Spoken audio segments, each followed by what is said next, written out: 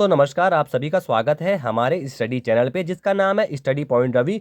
दोस्तों देखिए, मैं आप लोगों को लगातार यहाँ पे सीरीज लाता रहूँगा जब तक हमारा एग्जाम पेपर नहीं हो जाता जनवरी वाला। उसके बाद दोस्तों कांस्टेबल की भर्ती भी आने वाली है 2000 पदों पे, और विभिन्न भर्ती परीक्षाएं उत्तराखंड में है। प्रवक्ता का दोस्तों स्क्रीन एग्जाम है, वहाँ पे उत्तराखंड पूछी जाती है। और उत्तराखंड के साथ दोस्तों मैं अब सामान्य हिंदी भी आपको पढ़ाऊंगा जल्द से जल्द। तो आज की वीडियो रहेगी उत्तराखंड जीके की, क्योंकि उत्तराखंड जीके का रोल दोस्तों काफी इंपॉर्टेंट हो गया है एग्जाम में आज की डेट में। और दोस्तों जो नए लड़के हैं उनके लिए बेस्ट ऑफ लक। आप लोग दोस्तों अभी से तैयारी पे लग जाइए।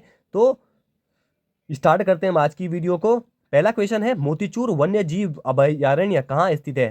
पहली बात दोस्तों, उत्तराखंड में कितने वन्य जीव अभयारण्य है, कितने वन्य जीव नेशनल पार्क हैं, तो आप सभी को ये पता होना चाहिए। ठीक है, तो मोतीचूर वन्य जीव अभयारण्य दोस्तों कहाँ स्थित है? तो पहले का है सी, देहरादून में है दोस्तों मोतीचूर वन्य जीव अभयारण्य। ठीक है, कहाँ है? देहरादून में। सेकंड क्वेश्चन है दोस्तों, उत्तराखंड लोक सेवा आयोग कहाँ स्थित है? दोस्तों उत्तराखंड लोक सेवा आयोग, मैंने पिछली वीडियो में इसकी स्थापना बताई थी। इस वीडियो में एग्जामिनर ने पूछ दिया कि कहाँ स्थित है, तो सीधे करेंगे आप हरिद्वार में स्थित है। ठीक है, तीसरा क्वेश्चन पूछा गया था, तुम मुझे तोड़ सकते हो मोड़ नहीं सकते। बहुत इंपॉर्टेंट है दोस्तों एग्जाम के पॉइंट ऑफ व्यू से।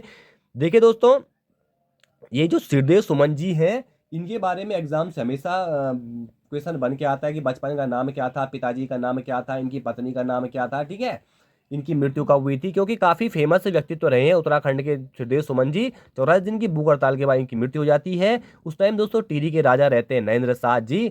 तो सिरदेव सुमन का बचपन का नाम क्या था? आप लोग कमेंट बॉक्स में जरूर बताइए मुझे।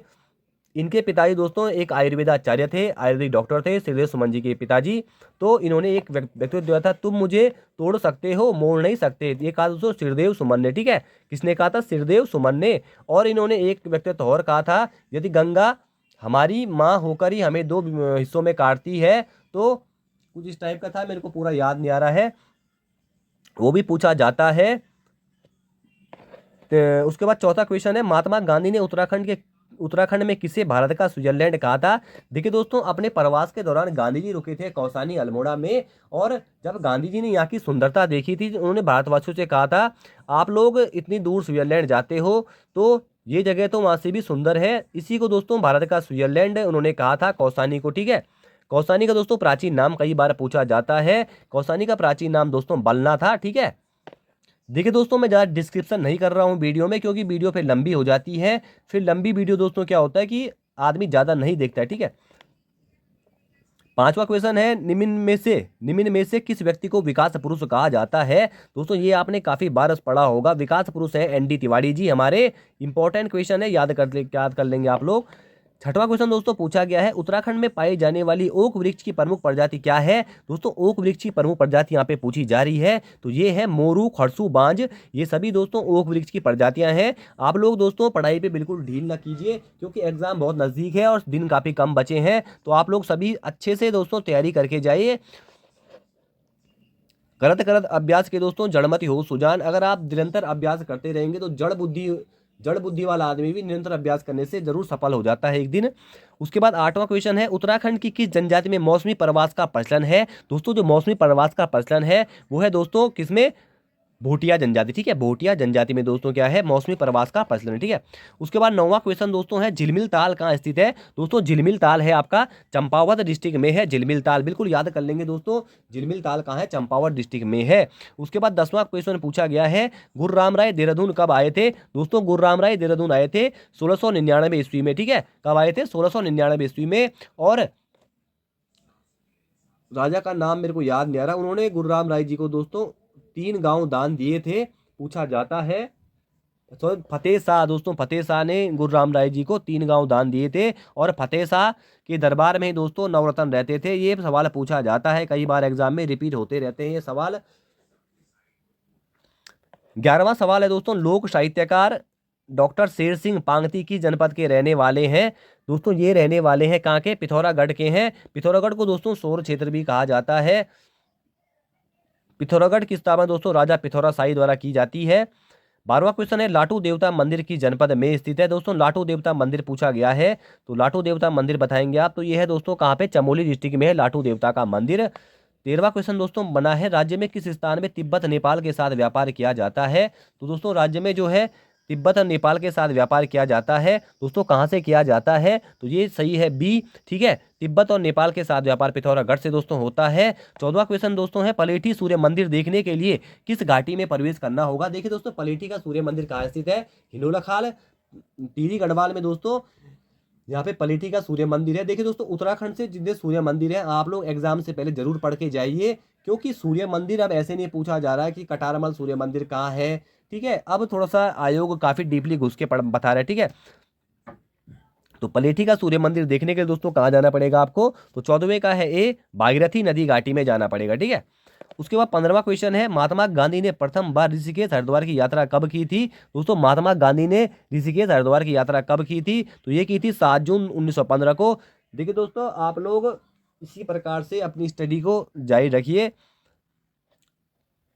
16वां क्वेश्चन है, उत्तराखंड का चेरापूंजी किसे कहा जाता है। दोस्तों, उत्तराखंड का चेरापूंजी नरेंद्र नगर को कहा जाता है, ठीक है।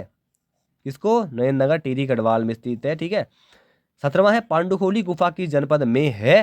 दोस्तों, पांडुखोली गुफा कहाँ है आप मुझे बताएंगे, तो ये है अल्मोड़ा डिस्ट्रिक्ट में, और अल्मोड़ा की स्थापना कब होती है बताएंगे कमेंट बॉक्स में। 18वां क्वेश्चन है, भारतीय पेट्रोलियम संस्थान कहाँ स्थित है। दोस्तों, भारतीय पेट्रोलियम संस्थान देहरादून में स्थित है, बिल्कुल आप कंठस्थ याद करते हुए चलेंगे।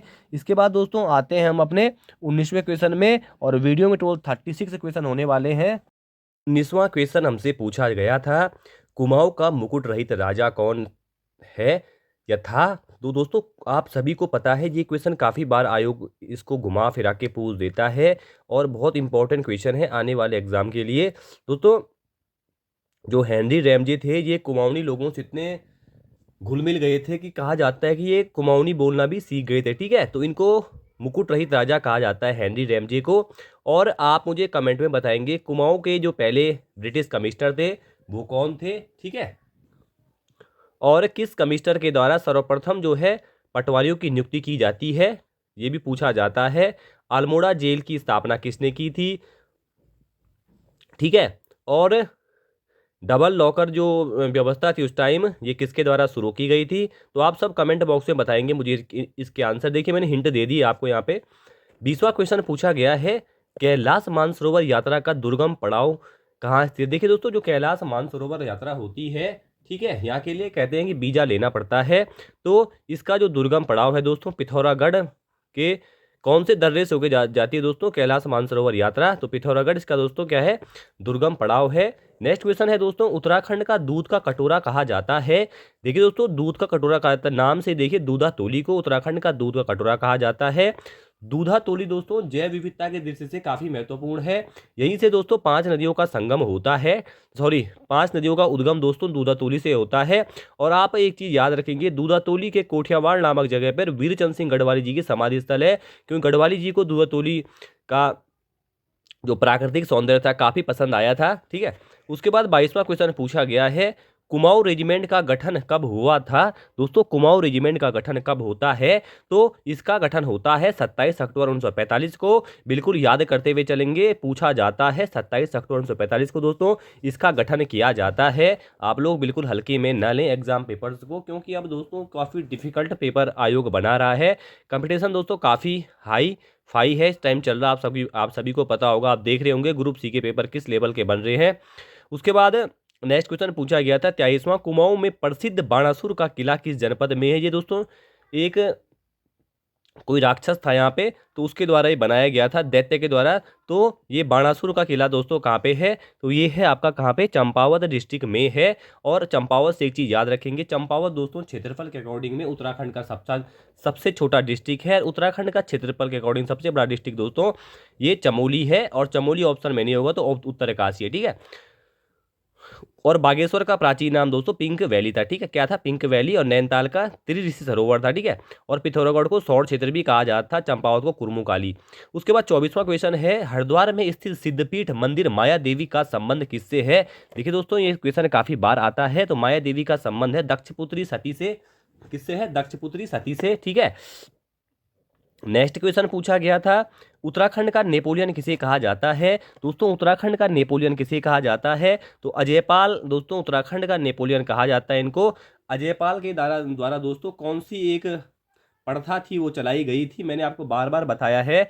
अजयपाल के द्वारा सरोला ब्राह्मण प्रथा चलाई गई थी और पाथा जो माप इकाई थी वो अजयपाल के द्वारा ही शुरू की गई थी। तो इनको उत्तराखंड का नेपोलियन भी कहा जाता है, ठीक है। और प्रताप शाह दोस्तों टिहरी में सबसे पहले इंग्लिश एक हाई स्कूल की स्थापना वहाँ पे करते हैं, ठीक है। और इंग्लिश प्रताप शाह द्वारा ही वहाँ पे स्टार्ट की जाती है इंग्लिश की शिक्षा।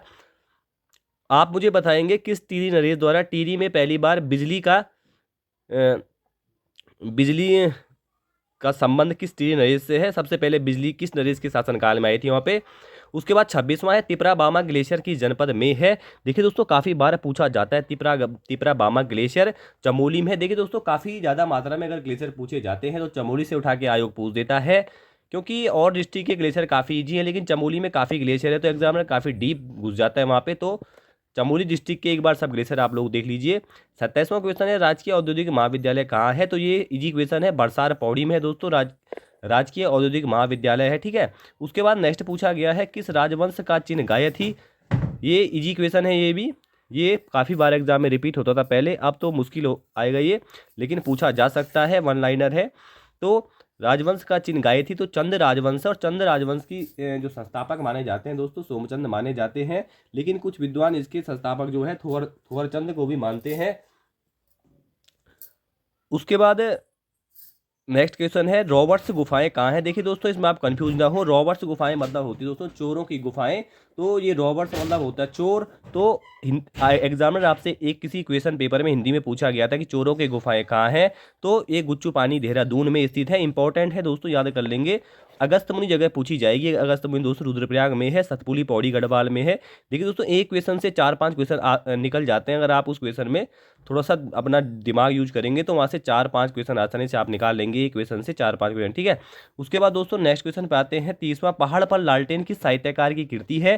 दोस्तों पहाड़ पर लालटेन जो है मंगलेश डबराल जी की कृति है, ठीक है। किसकी है? मंगलेश डबराल पर काफी बारी रचना पूछी जाती है पहाड़ पर लालटेन। और दुष्चक्र में सृष्टा दोस्तों एक रचना है, ये किसकी है आप कमेंट बॉक्स में बताएंगे मुझे। 31वां है Indian institute of Ayurveda for drug research centre स्थित है।